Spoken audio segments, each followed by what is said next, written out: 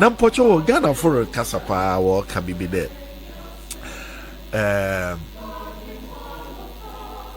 The next 4 years, you know.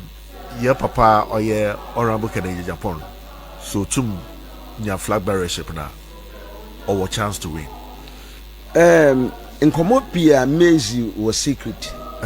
In Tonam, the amazing Komobi was secret. In the Mimped, the Metinana, Mark and Zemabi on public. Yamia Dumayedua, Baba Becassa. It's a damn from an Ibia for us all about Honorable Kennedy Agyapong. I mean, Yamiaka, you see, me you beer, me team and Nipareka, me team in America. I be a two-way, so Yaza, me team and Nipareka.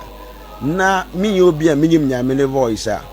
Nanka mutumaka mi shengo for whisker o kruma o I want you now catch him there prophet Charlie are they very careful a woman moon they be butumufu.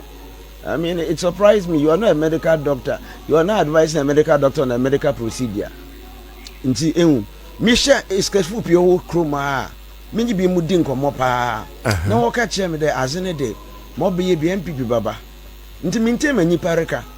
Or year 2028 2024 election and American okay. Inti so ya da me prophet mete yakede sanga me be chin mam na menke mama me nipa ka na mete inti me mention there nipa welcome wo peda welcome but ame manyame aka chem de o me wo okay minim manyame aka chem tam no dura meba be kasa but I'm not sure the mepeda make the what's Kennedy Agyapong. I will leave that one for now.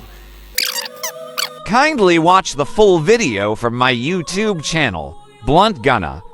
Please subscribe, like, and drop a comment over there as well. Thank you.